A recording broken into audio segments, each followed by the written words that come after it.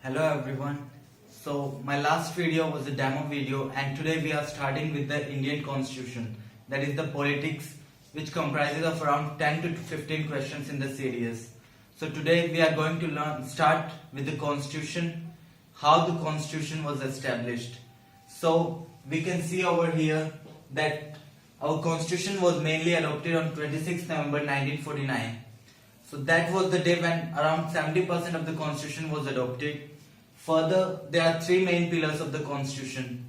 One is the legislation, second is executive, and third is judiciary. So legislation, the one who makes the laws are the legislations. Second, executive, who controls whether the laws has been executed or not. And third is the judiciary. If there is a case of break of the law, the judiciary come into the picture. That is our courts. Okay. Now further, the first Charter Act came into the power in 1773, which was during the reign of Governor Warren Hastings. So we will get to learn more about the governors in the modern history and we will talk about it later on. So we just need to remember that the first Charter Act came in 1773 during the reign of Warren Hastings. The second charter came in 1983 and it continues after that. Further, we all know about the World Wars. So the World War started in 1939 to 1945. Mainly it was between the Britain and Germany, and other countries came into the World War later on. So when Britain was fighting the World War, then they had an election, which was very important for that. There were two main parties in the elections. One is the Conservative Party, second is the Labour Party.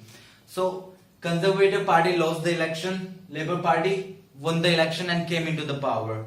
So the Labour Party, the Prime Minister of the United Kingdom was Clement Attlee. So the main representative of the Labour Party was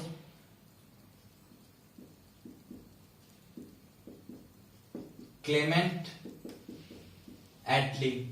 So the Parliament of UK decided to send a cabinet mission plan to the India.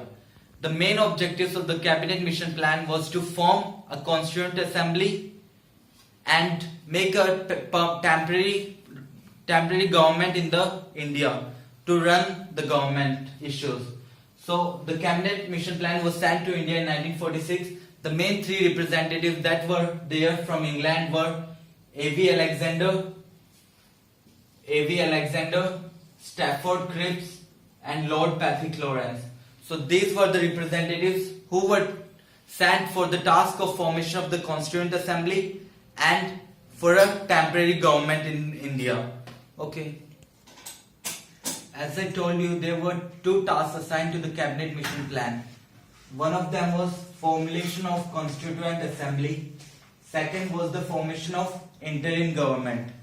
So in 1946, elections were held in India, and out of 10 lakhs, one representative was selected.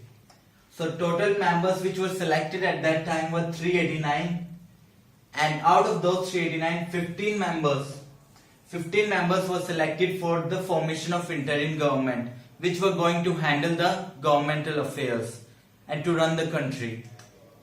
Now, after that the partition day was there and East Pakistan and West Pakistan were formed. Okay, so total numbers that were left with India were 299. 299 were the people who were left with India after the partition, and out of those 12 were women. Okay, so as we know, the main head and the chairman of the Constituent Assembly was Dr. B.R. Ambedkar. So main head or chairman is Dr. B.R. Ambedkar of the Constituent Assembly.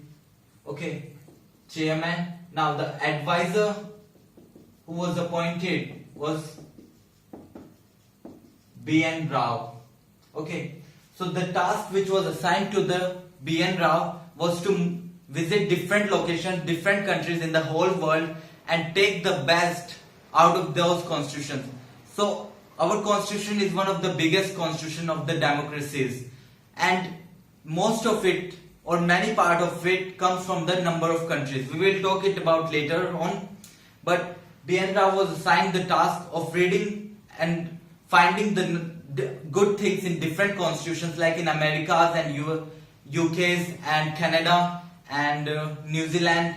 So our constitution is a mixture of number of things from a number of constitutions of different nations.